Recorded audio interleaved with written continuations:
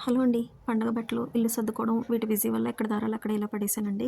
కొంచెం ఫ్రీ చేసుకొని వర్క్ పక్కన పెట్టి ఇలా కలర్స్ సెపరేషన్ చేశానండి. ఇవి ప్లాస్టిక్ బాక్సులు.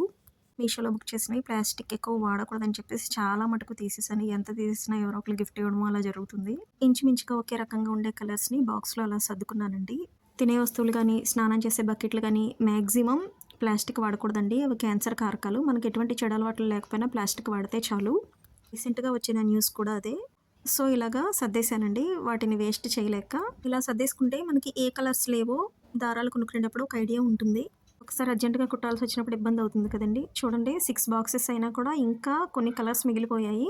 దారాలు లాస్ట్ స్టేజ్‌కొచ్చేస్తాయి కదండీ! అలాంటి వాటినన్నిటిని సెపరేట్ చేసేస్తే చేతి పని చేసే వాళ్ళకి ఇవ్వడానికి వీలుగా ఉంటుందండి. ఒక్కొక్కసారి వాళ్ళు కావాలని ఉంచుకుంటారో తెలీదు, అనుకోకుండా ఉంచుకుంటారో తెలీదండి. కొత్త బండిల్ పెద్దదిస్తే రాదు వెనక్కి. సో, అదనమాట విషయం. బావుందండి. ఇది నేనే కుట్టాను.